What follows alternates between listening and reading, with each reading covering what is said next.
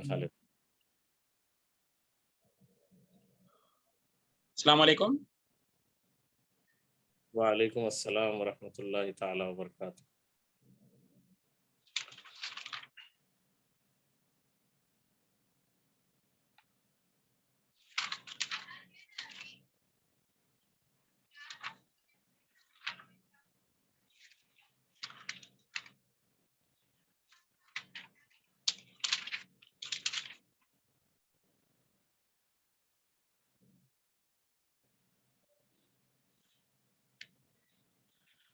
السلام علیکم ورحمۃ اللہ وبرکاتہ۔ الحمد للہ رب العالمین، الصلاۃ والسلام علی رسولہ النبی الکریم، اما بعد، فقال اللہ تعالی فی القرآن المجید، اعوذ باللہ من الشیطان الرجیم، بسم اللہ الرحمن الرحیم۔ اذ قال لأبیہ یا ابت لما تعبد ما لا يسمع ولا يبصر ولا يغنی عنک شیئا۔ صدق اللہ العظیم۔ تمام تعریفیں اللہ رب العالمین کے لیے جو تنہا اس دنیا کا خالق، مالک، حاکم اور پروردگار ہے، جس کے قبضۂ قدرت میں میری اور آپ کی جان ہے۔ لاکھوں درود السلام ہو نبی آخر الزماں حضرت محمد مصطفیٰ صلی اللہ علیہ وسلم پر، کہ جن کی زندگی ہمارے لیے مشعل راہ اور جن کی اطاعت کرنا گویا دنیا اور آخرت میں کامیابی کی ضمانت۔ معزز سامعین، جیسا کہ آپ کے سامنے بات آئی کہ سیرت ابراہیم علیہ السلام کے تعلق سے میں آپ کے سامنے باتیں رکھوں گا۔ ہم جب حضرت ابراہیم علیہ السلام کی سیرت کا مطالعہ کرتے ہیں تو ہم کو بات معلوم ہوتی ہے کہ مختلف گوشوں سے اللہ تبارک و تعالیٰ نے آپ کے کیریکٹر کا اور آپ کے واقعے کا ذکر کیا ہے۔ تو 30 منٹ یا 40 منٹ کافی نہیں ہے کہ حضرت ابراہیم علیہ السلام کی سیرت کے تمام گوشوں پر روشنی ڈالی جائے۔ مختصراً جو اہم نکات ہیں اس کی طرف روشنی ڈالتے ہوئے ان سے ہم کو کیا سبق ملتا ہے اس کی طرف نشاندہی کرتے ہوئے میں آپ کے سامنے بات کرنے کی کوشش کروں گا۔ اس سے پہلے کہ میں حضرت ابراہیم علیہ السلام کی سیرت کا آپ کے سامنے ذکر کروں، میں یہ ضروری سمجھتا ہوں کہ ہم جن ایام سے گزر رہے ہیں اس کی اہمیت بھی آپ کے سامنے رکھوں، تاکہ ایک ریویژن ہو جائے، تاکہ پھر ایک مرتبہ یاد دینی ہو جائے۔ اللہ کے رسول صلی اللہ علیہ وسلم کی حدیث ہے جس میں اللہ کے رسول صلی اللہ علیہ وسلم نے ارشاد فرمایا، بخاری کی روایت ہے کہ ذی الحج کے 10 ایام میں اللہ تعالیٰ کو اپنے نیک بندوں کی طرف سے کیے گئے اعمال جتنے زیادہ پسند ہیں اتنے دوسرے ایام میں پسند نہیں ہیں۔ تو اس سے بات معلوم ہوتی ہے کہ اللہ تبارک و تعالیٰ کو ان 10 ایام میں کیے گئے اعمال بہت زیادہ پسند ہیں۔ تو ہم جن ایام سے گزر رہے ہیں وہ مبارک ایام ہیں۔ ضرورت اس بات کی ہے کہ ہم ان ایام کا زیادہ سے زیادہ استفادہ کریں، زیادہ سے زیادہ اس بات کی کوشش کریں کہ ہم نیکیوں کے کام کریں، اللہ کی بندگی کریں، اللہ کی اطاعت کریں اور اپنے آپ کو اللہ سے راضی کروانے کے لیے کوشش کریں۔ اس کے لیے ہم جب ہمارا بہت ہی زیادہ بیزی شیڈیول ہے تو اس میں سے گائیڈ لائن کے طور پہ آپ کے سامنے بات کرنا چاہوں گا کہ ہم ہمارے جو نمازوں کا جو وقت ہے اس کی پلاننگ کر لیں۔ یعنی کہ مسجد میں جب اذان ہوتی ہے تو ہماری اس بات کی کوشش ہونی چاہیے کہ ہم اذان کے وقت مسجد میں رہیں۔ تو اس کے بعد جو 15-20 منٹ کا جو موقع ملتا ہے اس میں قرآن مجید کی تلاوت یا اذکار ہم کر سکتے ہیں۔ پھر مغرب سے پہلے بھی اگر 10-15 منٹ پہلے بھی اگر ہم مسجد میں رہتے ہیں، پھر فجر کے بعد بھی اگر ہم بیٹھتے ہیں تو ہمارے بیزی شیڈیول میں سے بھی ہم کچھ لمحات اللہ کے ذکر کے لیے اور قرآن مجید کی تلاوت کے لیے ہم نکال سکتے ہیں۔ اس کے علاوہ جتنا ہو سکے ہم اللہ کی راہ میں ان ایام میں اپنے مال کی قربانی دینے کی کوشش کریں اور لوگوں کے مسائل کو حل کرنے کی کوشش کریں، اور 10 ذی الحج کے دن ہم اس عظیم قربانی کو یاد کرتے ہوئے ہم قربانی دیں۔ اب میں سیرت ابراہیم علیہ السلام پر آتا ہوں۔ حضرت ابراہیم علیہ السلام اللہ کے جلیل قدر نبیوں میں سے ایک ہیں جن کو خلیل اللہ کا لقب ملا۔ حضرت ابراہیم علیہ السلام کو ابو الانبیاء بھی کہا جاتا ہے کیونکہ ان کے بعد کی نسلوں میں بہت سارے انبیاء آئے۔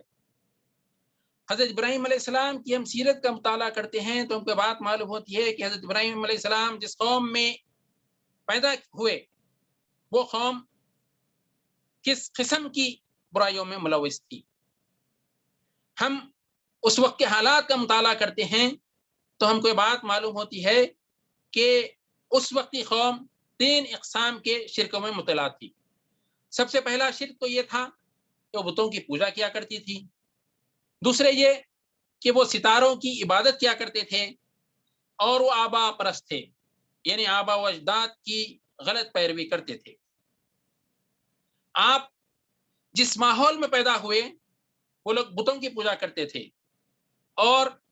آپ کے واقعات کا ہم مطالعہ کرتے ہیں تو ہم کو وہ یہ بات معلوم ہوتی ہے کہ آپ شروع ہی سے ان بتوں سے بیزار تھے اور ان کا مذاق اڑایا کرتے تھے۔ آپ جب جوانی میں داخل ہوئے تو اللہ تعالیٰ نے آپ کو اپنی ملکیت دکھائی اور آپ یقین کرنے والوں میں سے ہو گئے۔ حضرت ابراہیم علیہ السلام کا مطالعہ کرتے ہیں تو ہم کو بات معلوم ہوتی ہے کہ اللہ تبارک و تعالیٰ نے 25 صورتوں میں آپ کا ذکر کیا ہے، اور اللہ تبارک و تعالیٰ نے 69 مرتبہ قرآن مجید میں آپ کا نام لیا ہے۔ اگر ہم غور کریں تو بات معلوم ہوتی ہے کہ حضرت موسیٰ علیہ السلام کے بعد یہ سب سے پہلے نبی ہیں جن کا قرآن مجید میں اللہ تبارک و تعالیٰ نے سب سے زیادہ ذکر کیا ہے۔ قرآن مجید میں اللہ تبارک و تعالیٰ سورۃ الانبیاء میں ارشاد فرماتے ہیں کہ اذ قال لأبیہ وقومہ ما هذه التماثیل التي، یاد کرو وہ موقع جب کہ اس نے اپنے باپ اور اپنی قوم سے کہا تھا کہ یہ صورتیں کیسی ہیں جن کے تم گرویدہ ہو، اور انہوں نے جواب دیا کہ ہم نے باپ دادا کو اس کی عبادت کرتے ہوئے پایا ہے۔ یعنی کہ جتنے بھی لوگ شرک کرتے ہیں، بدعت کرتے ہیں، ان کے پاس اگر ہم دلائل کے ساتھ ان کے سامنے بات پیش کرتے ہیں تو ان کے سامنے کوئی دلیل نہیں ہوتی، ان کے سامنے کوئی ٹیکسٹ نہیں ہوتا۔ اسی طریقے سے حضرت ابراہیم علیہ السلام نے جب اپنے باپ اور اپنی قوم کے سامنے اللہ کے دین کی، اللہ وحدانیت کی دعوت دی تو انہوں نے بھی یہی جواب دیا کہ ہم نے اپنے باپ دادا کو یہ کرتے ہوئے پایا ہے۔ تو حضرت ابراہیم علیہ السلام نے اپنے باپ کو اور اپنے قوم کو دعوت دی، جس سے بات معلوم ہوتی ہے کہ دعوت اسلامی گھر سے شروع ہوتی ہے۔ یعنی کہ آپ نے حق کو پہچانا، رب کو مانا، رب کی اطاعت قبول کی، اس کے بعد سب سے پہلے آپ نے اپنے والد محترم کو، قرآن مجید میں اس کا تفصیلی ذکر آتا ہے، خاص طور پر سورہ مریم میں اللہ تبارک و تعالیٰ ارشاد فرماتے ہیں کہ ذرا اس موقع کو یاد کرو جبکہ اس نے اپنے باپ سے کہا کہ ابا جان آپ کی ان چیزوں کی عبادت کرتے ہیں جو نہ سنتی ہیں اور نہ دیکھتی ہیں اور نہ آپ کا کوئی کام بنا سکتی ہیں۔ ابا جان میرے پاس ایک ایسا علم آیا ہے جو آپ کے پاس نہیں آیا ہے، آپ میرے پیچھے چلیں، میں آپ کو سیدھا راستہ بتا دوں گا۔ ابا جان آپ شیطان کی بندگی نہ کریں، شیطان تو رحمان کا نافرمان ہے۔ ابا جان ڈر ہے کہ کہیں آپ رحمان کے عذاب میں مبتلا نہ ہو جائیں اور شیطان کے ساتھی بن کر نہ رہ جائیں۔ باپ نے کہا ابراہیم کیا تو میرے معبودوں سے پھر گیا ہے؟ اگر تو باز نہ آیا تو میں تجھے سنسار کر دوں گا اور تو مجھ سے ہمیشہ کے لیے الگ ہو جا۔ یہاں پر ان آیات اور اس واقعے سے ہم کو بات معلوم ہوتی ہے کہ حضرت ابراہیم علیہ السلام چھوٹے تھے لیکن حق کی بات کو اپنے باپ کے سامنے پیش کیا، اور جس انداز میں پیش کیا اس سے بات معلوم ہوتی ہے کہ وہ اپنے والد محترم کا انہوں نے وہاں پر احترام کیا، اور جب یہ بات معلوم تھی کہ والد شرک میں مبتلا ہیں، بڑے گناہ میں مبتلا ہیں، لیکن اس کے باوجود ایک سلیقے سے اور ادب اور احترام کے ساتھ انہوں نے اپنے والد کو دعوت دی۔ اس سے بات معلوم ہوتی ہے کہ اگر ہم میں سے کوئی بڑے لوگ بھی اگر حق کی دعوت کا انکار کرتے ہیں یا پھر برائیوں میں مبتلا ہیں تو ان کو دعوت دی جا سکتی ہے، لیکن اچھے انداز میں اخلاق اور ادب اور احترام کے ساتھ ان کے سامنے بات کو رکھی جائے۔ یہاں پر حضرت ابراہیم علیہ السلام کے باپ نے جو جواب دیا وہی تھا، اس کا دعوت کا الٹیمیٹ بھی تھا، جو کہ یہاں پر بتا دیا گیا کہ میں تم کو سنسار کر دوں گا اور تم کو جو ہے گھر سے نکال دوں گا۔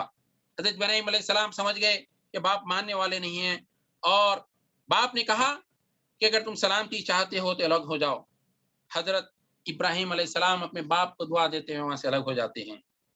ہم قرآن مجید کا مطالعہ کرتے ہیں تو ان کو بات معلوم ہوتی ہے کہ قرآن مجید ایسے ضدی لوگوں کو جو کہ حق کی آواز کو ان کے سامنے پیش کیا جاتا ہے، حق کی دعوت کو پیش کیا جاتا ہے، حق کی دعوت کو ان کے سامنے اچھے انداز میں دلائل کے ساتھ پیش کیا جاتا ہے، لیکن اس کا انکار کرتے ہیں، اس کو سمجھنے کی کوشش نہیں کرتے، اس پر غور و فکر نہیں کرتے اور اپنی آنکھیں بند کر لیتے ہیں۔ اس کے تعلق سے قرآن مجید میں اللہ تبارک و تعالیٰ ارشاد فرماتا ہے کہ لہم قلوب لا یفقہون بہا، یہ ایسے ہیں جو کہ دل رکھتے لیکن وہ سمجھتے نہیں ہیں۔ وَلَهُمْ أَعْيُنٌ لَا يُبْصِرُونَ بِهَا، وہ آنکھ رکھتے ہیں لیکن دیکھتے نہیں ہیں۔ وَلَهُمْ آذَانٌ لَا يَسْمَعُونَ بِهَا، وہ کان رکھتے ہیں لیکن سنتے نہیں ہیں۔ تو ایسے لوگوں کے تعلق سے قرآن مجید اس بات کا ذکر کرتا ہے کہ لوگ دوسرے مقام پر بھی ہم مطالعہ کرتے ہیں تو یہ بات معلوم ہوتی ہے کہ گنگے ہیں، بہرے ہیں، اندھے ہیں، یہ بات کو نہیں سمجھتے۔ چنانچہ حضرت ابراہیم علیہ السلام گھر سے نکال دیے گئے۔ اس کے بعد حضرت ابراہیم علیہ السلام کا ہم قرآن مجید کا مطالعہ کرتے ہیں تو حضرت ابراہیم علیہ السلام کا قصہ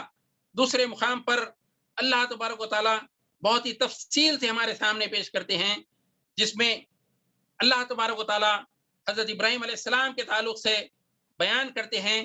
سورۃ الانعام میں کہ آیت نمبر 75-83 میں کہ ابراہیم علیہ السلام کا قصہ یاد کرو جبکہ اس نے اپنے باپ سے آدر سے کہا تھا کیا تو بتوں کو خدا بناتا ہے، میں تو تجھے اور تیری قوم کو کھلی گمراہی میں پاتا ہوں۔ ابراہیم کو ہم اس طرح زمین اور آسمانوں کا نظام سلطنت دکھاتے تھے کہ وہ یقین کرنے والوں میں سے ہو جائے۔ چنانچہ جب رات اس پر طاری ہوئی تو اس نے تارا دیکھا اور کہا کہ میرا رب ہے، اگر وہ جب ڈوب گیا تو بولا ڈوب جانے والوں کا تو میں گرویدہ نہیں ہوتا۔ پھر جب چاند چمکتا ہوا نظر آیا تو کہا کہ یہ میرا رب ہے،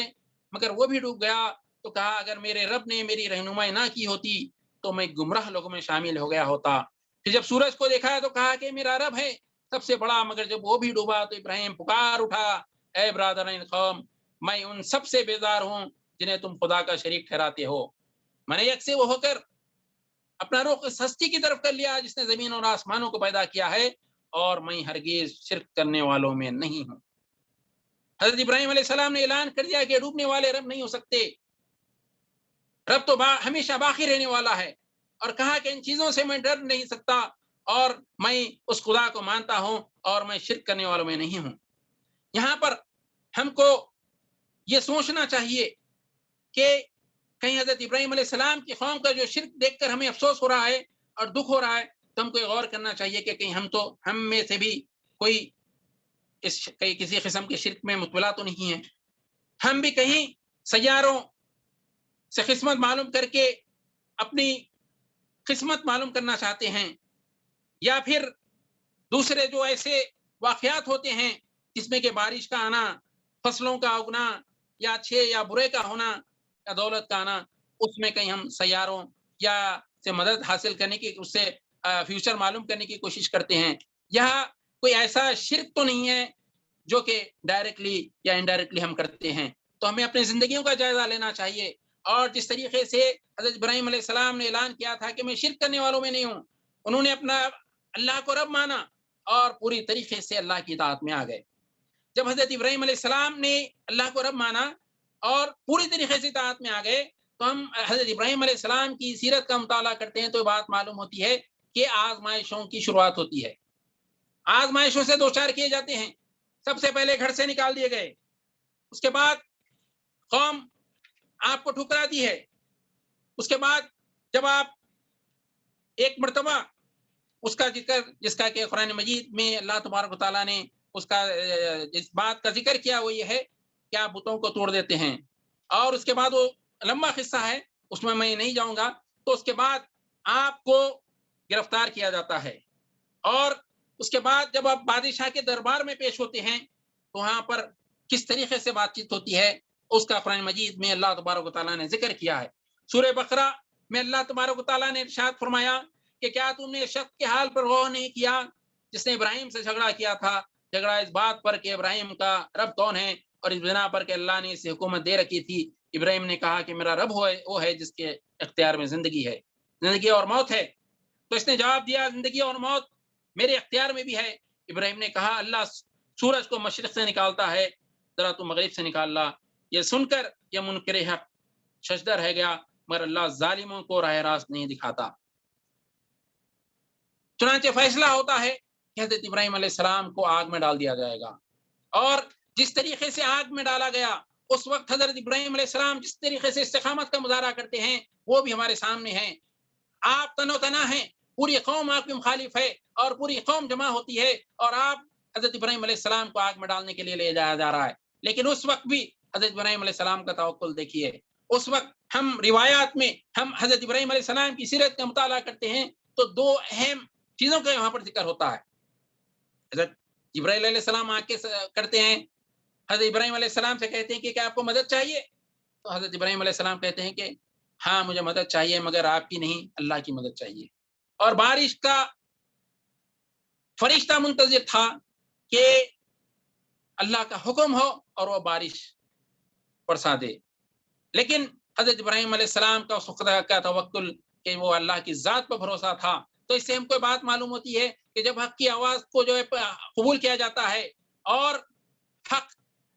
پر عمل کیا جاتا ہے تو یقیناً آزمائشیں آتی ہیں۔ حضرت ابراہیم علیہ السلام کی زندگی کے اس واقعے سے جس میں کہ آپ تن و تنہا تھے، پوری قوم آپ کی مخالف تھی اور آپ کو آگ میں ڈالنے کے لیے لے جایا جا رہا تھا، اس وقت بھی استقامت کا مظاہرہ کرتے ہیں اور پیچھے نہیں ہٹتے۔ تو اس سے بات معلوم ہوتی ہے کہ ایسے حالات اگر ہماری زندگی میں بھی آتے ہیں تو ہم کو استقامت کا مظاہرہ کرنا چاہیے، ہم کو دعا کرنی چاہیے کہ اللہ تعالیٰ اگر ہمیں ایسی آزمائشیں آتی ہیں تو ہمیں استقامت دے، صبر دے اور دین پر قائم رکھنے کی کوشش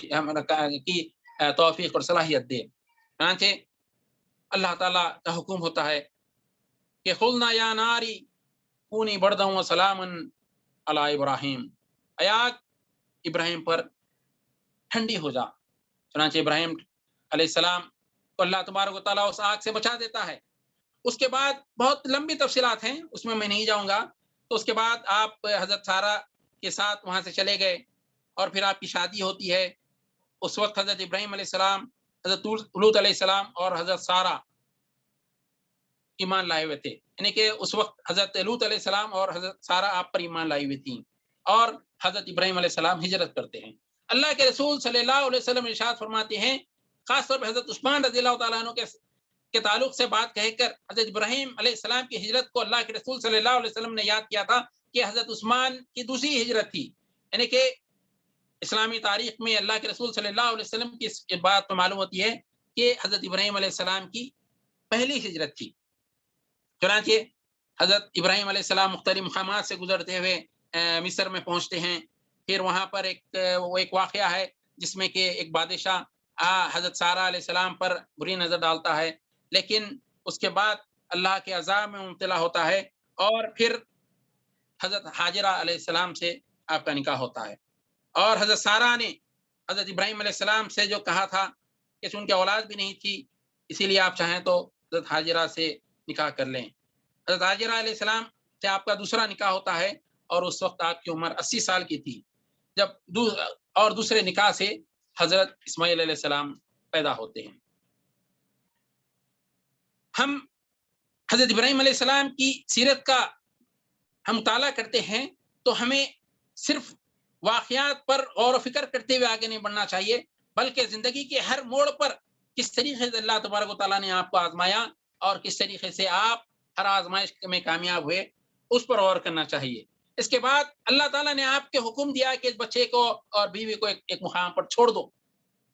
اور آزمائشوں کا سلسلہ یہاں سے پھر شروع ہوتا ہے۔ اور حضرت ابراہیم علیہ السلام حکم کو بجا لاتے ہیں اور شیرخوار بچے کو اور ماں کو چھوڑ دیتے ہیں، اور وہاں پر ایک بچے کو اور ایک نیک صالح بیوی کو آپ چھوڑتے ہیں۔ جس جگہ چھوڑا آپ نے چھوڑا وہ وہاں پر آبادی نہیں تھی، چٹیل میدان تھا، اور آپ نے بیوی اور بچے کو چھوڑا۔ بخاری کی روایت ہے جس میں کہ یہ بات معلوم ہوتی ہے کہ جب آپ چھوڑے اس وقت ایک پانی کی تھیلی تھی اور کچھ کھجور تھے جو کہ حضرت حاجرہ کے پاس تھے۔ حضرت ابراہیم علیہ السلام جب چھوڑ کر جانے لگے تو حضرت حاجرہ نے سوال کیا کہ کہاں جا رہے ہو؟ حضرت ابراہیم علیہ السلام نے جواب نہیں دیا۔ 3 مرتبہ پوچھنے پر بھی حضرت ابراہیم علیہ السلام نے جواب نہیں دیا، تو خود انہوں نے سوال کیا کہ کیا یہ اللہ کا حکم ہے؟ تو حضرت ابراہیم علیہ السلام نے کہا کہ ہاں یہ اللہ کا حکم ہے۔ تو پھر کہا کہ اگر اللہ کا حکم ہے تو آپ چلے جائیے۔ حضرت اسماعیل علیہ السلام کی والدہ اپنے بچے کو دودھ پلاتی تھیں اور وہاں پر پانی ختم ہو گیا، پریشان ہو جاتی ہیں، بچے کو ایک جگہ رکھتی ہیں، ایک پہاڑ کی طرف جا کے دیکھتی ہیں کہ کچھ پانی مل جائے، بچے کو دیکھتے پلٹ کر آتی ہیں، خیریت معلوم کرتی ہیں، پھر پانی کی تلاش میں دوسرے پہاڑ پر جاتی ہیں، اس طرح دونوں پہاڑوں کے درمیان دوڑتی ہیں اور اسی طریقے سے حضرت ہاجرہ علیہ السلام کے ساتھ چکر ہوتے ہیں۔ پھر اس کے بعد وہاں پر پانی کا چشمہ ابلتا ہے جسے ہم زمزم کے نام سے جانتے ہیں، کہ حضور اکرم صلی اللہ علیہ وسلم نے حضرت اسماعیل علیہ السلام کی والدہ حضرت ہاجرہ کے تعلق سے کہا تھا کہ حضرت اسماعیل کی والدہ حضرت ہاجرہ پر رحم کرے۔ اس تاریخ سے جبکہ زمزم کا پانی وہاں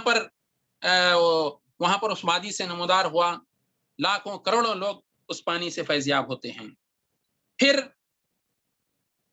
اس کے بعد حضرت ابراہیم علیہ السلام آتے ہیں اور اب حضرت ابراہیم علیہ السلام کو خواب دکھایا گیا کہ وہ اپنے بیٹے کو ذبح کر رہے ہیں، اور انبیاء کا خواب سچا ہوتا ہے۔ حضرت ابراہیم علیہ السلام سمجھ گئے، گھر پہنچے، حضرت ہاجرہ سے بات کی اور کہا کہ حضرت اسماعیل کی قربانی کا اللہ نے حکم دیا ہے۔ تو حضرت ہاجرہ کا ایمان اور توکل دیکھیے، ایک ماں، ایک بوڑھا باپ، دونوں کے سامنے ایک بچہ جو کہ بڑھاپے میں پیدا ہوا،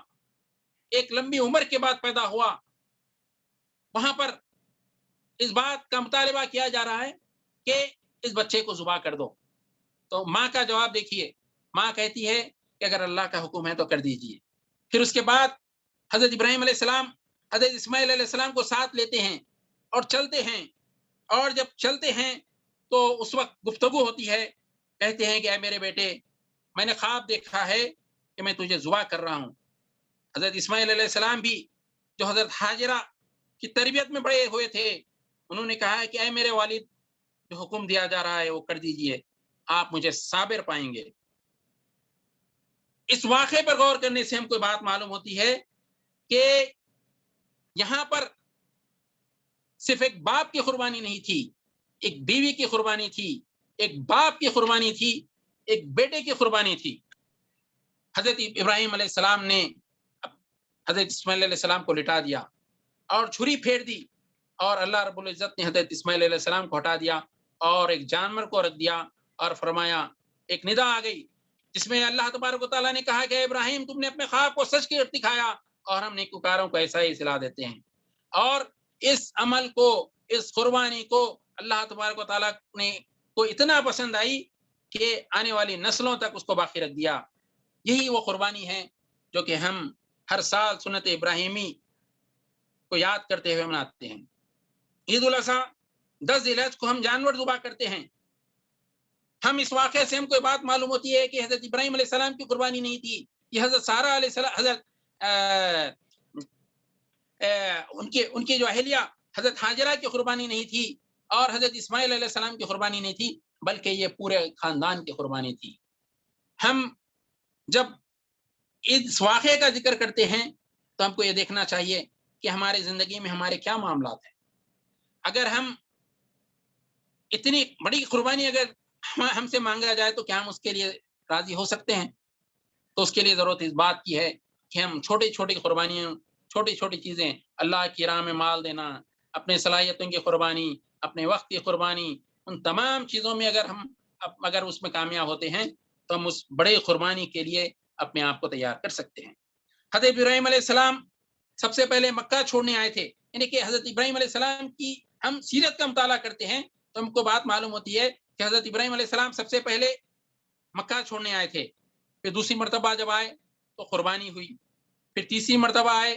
تو حضرت اسماعیل علیہ السلام کی ایک بیوی کے ساتھ مکالمہ ہوا تھا،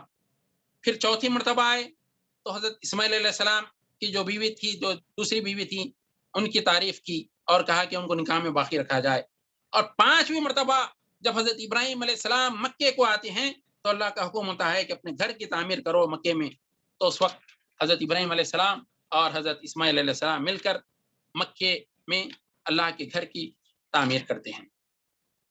تو معزز سامعین، ہم جب حضرت ابراہیم علیہ السلام کی سیرت کا مطالعہ کرتے ہیں تو بات معلوم ہوتی ہے کہ پوری زندگی آزمائشوں سے بھری ہوئی تھی۔ حضرت ابراہیم علیہ السلام کی پوری زندگی ایک مشن تھا اور مشن کے تحت زندگی گزار رہے تھے۔ آپ حضرت ابراہیم علیہ السلام کی زندگی جس میں کہ آپ جوان ہوئے اس سے لے کے مکے کی تعمیر تک پوری زندگی کا مطالعہ کیجئے، ایک مشن تھا جس کے تحت حضرت ابراہیم علیہ السلام زندگی گزار رہے تھے۔ ہم جب عید الاضحیٰ کے دن ہم جب قربانی دینے کے لیے تیاری کر رہے ہیں تو ہم کو یہ دیکھنا چاہیے کہ ہم اس عظیم باپ اور بیٹے کی قربانی کو ہم یاد کر رہے ہیں اور اس سنت ابراہیمی کے تحت ہم اس قربانی کو دینے جا رہے ہیں تو سب سے پہلے ہمیں اپنے نفس اور اپنے کردار کا مطالعہ کرنا چاہیے اور اس بات کی کوشش کرنی چاہیے کہ ہم جس چھری سے ہم جانور کو ذبح کرنے جا رہے ہیں تو ہم کو سب سے پہلے یہ دیکھنا چاہیے کہ کیا ہمارے اندر ہمارے اخلاق اور ہمارے کردار میں اگر کچھ کمی ہے، پختگی نہیں ہے تو پہلے اس چھری کو اپنے اوپر چلائیں اور اپنے کردار کو صحیح کرنے کی کوشش کریں۔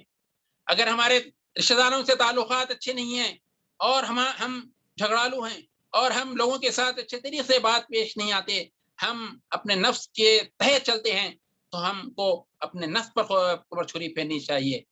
اور اگر ہم اللہ کی عبادات میں اگر ہم پورے طریقے سے ہم اللہ کے بندگی کو بجا نہیں لاتے اور اگر ہم اپنے زندگیوں کا اگر ہم مطالعہ کرتے ہیں تو اگر ہماری زندگیوں میں کوتاہیاں ہیں، کمیاں ہیں تو ان تمام چیزوں کو اس چھری سے پہلے ہم ان تمام برائیوں کو ختم کریں اور اس کے بعد اگر ہم قربانی دیں گے تو یقیناً یہی اصل وہ قربانی ہوگی جس کا کہ اللہ تعالیٰ مطالبہ کرتا ہے اور اس کا مقصد بھی یہی ہے کہ جو ہے اس طریقے سے جو ہے اس کو انجام دیا جائے۔ معزز سامعین، ہم قرآن مجید کا جب مطالعہ کرتے ہیں تو اللہ تبارک و تعالیٰ نے مختلف مقامات پہ حضرت ابراہیم علیہ السلام کے کیریکٹر کا ذکر کیا ہے، یعنی کہ قرآن مجید میں حضرت ابراہیم علیہ السلام کے تعلق سے اللہ تبارک و تعالیٰ نے مختلف کیریکٹرز کو گنا کر ان کے کیریکٹر کی تعریف کی ہے۔ تو یہ بھی ایک الگ ٹاپک ہے لیکن میں 5 منٹ میں مختصراً اہم کیریکٹرز آپ کے سامنے رکھنا چاہوں گا۔ تو سب سے پہلے اللہ تبارک و تعالیٰ نے حضرت ابراہیم علیہ السلام کو خلیل کہا، اپنا دوست، یعنی کہ اللہ تبارک و تعالیٰ کو حضرت ابراہیم علیہ السلام کی قربانیاں، ان کی آزمائشیں اور ان کی استقامت اتنا پسند آئی کہ اللہ تبارک و تعالیٰ نے ان کو اپنا دوست کہا۔ پھر قرآن مجید میں اللہ تبارک و تعالیٰ نے ایک مقام پہ آپ کو کہا کہ صدیقا نبیا، یعنی کہ حضرت ابراہیم علیہ السلام سچے تھے، سچے نبی تھے۔ تو ہم کو یہ چاہیے کہ ہم بھی اپنے اندر صداقت کو پیدا کریں اور ہم اپنے کردار کے اندر پختگی لائیں۔ ایک مقام پہ اللہ تبارک و تعالیٰ نے حضرت ابراہیم علیہ السلام کے تعلق سے کہا کہ قال اننی جاعلک للناس اماما، اور ہم نے اسے امام بنایا۔ تو اللہ تبارک و تعالیٰ نے اس کیریکٹر کا ذکر کیا ہے۔ پھر قرآن مجید کا مطالعہ کرتے ہیں تو اللہ کے رسول صلی اللہ علیہ وسلم کے بعد اسوہ حسنہ کے تعلق سے جس نبی کا ذکر آیا وہ حضرت ابراہیم علیہ السلام کا تھا، جس میں اللہ تبارک و تعالیٰ نے ارشاد فرمایا تھا کہ تم لوگوں کے لیے ابراہیم اور اس کے ساتھیوں میں ایک اچھا نمونہ ہے۔ تو اسوہ حسنہ، تو حضرت ابراہیم علیہ السلام کی زندگی کا مطالعہ کر کے آپ کے جن اخلاق اور جن کردار کا اللہ تبارک و تعالیٰ نے ذکر کیا ہے ان کو اپنی زندگیوں میں اپنانا چاہیے۔ پھر قرآن مجید میں اللہ تبارک و تعالیٰ نے ایک اور جگہ ذکر کیا کہ قانتن، یعنی کہ حضرت ابراہیم علیہ السلام فرما بردار تھے۔ تو ہم کو بھی اللہ کا فرما بردار ہونا چاہیے کہ حضرت ابراہیم علیہ السلام اللہ کے فرما بردار تھے، انہوں نے اس وجہ سے آزمائشیں اور مشکلات میں بھی صبر کیا اور استقامت کا مظاہرہ کیا۔ اور اگر ہم بھی اللہ کے پسندیدہ بندے بننا چاہتے ہیں تو ہم کو بھی فرما بردار ہونا چاہیے۔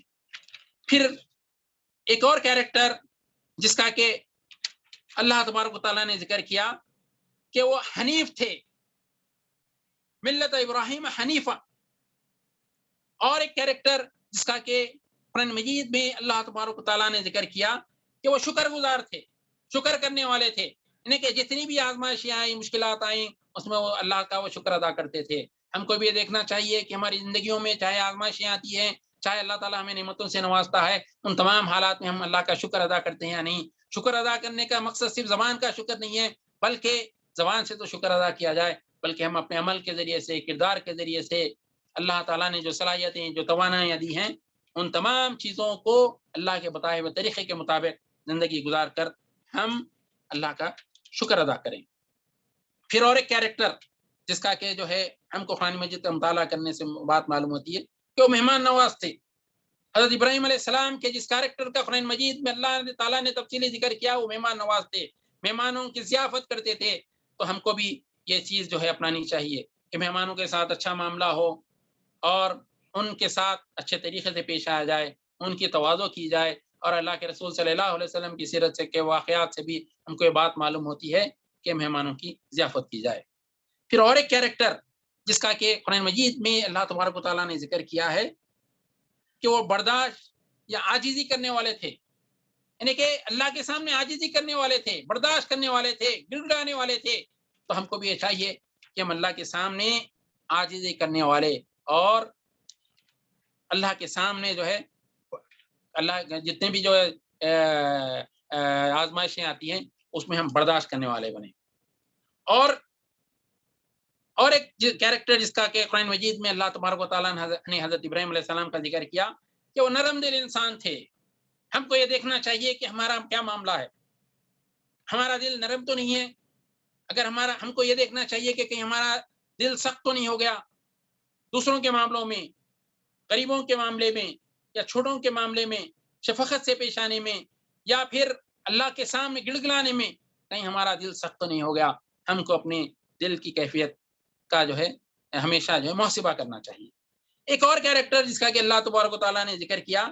کہ وہ بار بار اللہ کی طرف رجوع کرنے والے تھے۔ حضرت ابراہیم علیہ السلام بار بار اللہ کی طرف رجوع کرنے والے تھے۔ مفسرین اس کے معنی یہ بتاتے ہیں کہ جو انسان گناہ نہیں کرتا پھر بھی توبہ کرتا ہے، توبہ انسان 3 چیزوں کی وجہ سے کرتا ہے۔ گناہگار، سب سے پہلی چیز تو یہ کہ گناہگار توبہ کرتا ہے، اور دوسری چیز یہ کہ گناہوں سے بچنے کے لیے توبہ کرتا ہے، اور تیسری وہ توبہ ہوتی ہے جو گناہ بھی نہیں ہوتے لیکن پھر بھی اللہ کے سامنے توبہ کی جاتی ہے، جو خاص طور پہ انبیاء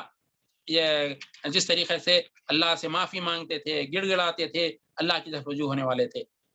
تو ہم کو بھی یہ دیکھنا چاہیے کہ ہمارا کیا معاملہ ہے زندگی کے ہر معاملات میں، اور شب و روز کی زندگی میں ہم سے جو کوتاہیاں ہوتی ہیں، جو لغزشیں ہوتی ہیں، اور انسان ہونے کے ناطے ہم سے برائیاں سرزد ہو سکتی ہیں، تو ہم کو برائیوں کا اعتراف کرتے ہوئے بار بار اللہ کی طرف ہم کو لپکنا چاہیے، اللہ کی طرف پلٹنا چاہیے۔ تو معزز سامعین، حضرت ابراہیم علیہ السلام کی سیرت کے چند نکات میں نے آپ کے سامنے پیش کیے، اور چند کیریکٹرز کو جس کو کہ قرآن مجید میں اللہ تبارک و تعالیٰ نے ذکر کیا۔ کہ قرآن مجید میں اللہ تبارک و تعالیٰ نے انبیاء کی جو سیرت بیان کی، صرف یہی نہیں ہے کہ قصہ سمجھ کر ہم پڑھ کے نکل جائیں، بلکہ اس سیرت کے نکات کو ہم اپنے زندگیوں میں جھانک کر دیکھیں کہ ہمارے اندر کیا یہ چیزیں صفتیں پائی جاتی ہیں یا نہیں، اور اگر نہیں ہیں تو ہم کو غور و فکر کرنا چاہیے اور ہمارے اندر ان صفات کو پیدا کرنے کی کوشش کرنا چاہیے تاکہ ہم اللہ کے پسندیدہ بندے بن جائیں۔ اور اللہ تبارک و تعالیٰ نے اس دنیا میں ہم کو جو بھیجا ہے امتحان کی جگہ، اور ہم امتحان میں کامیاب ہو جائیں، اللہ کے پسندیدہ بندے بن جائیں۔ تو ہم کو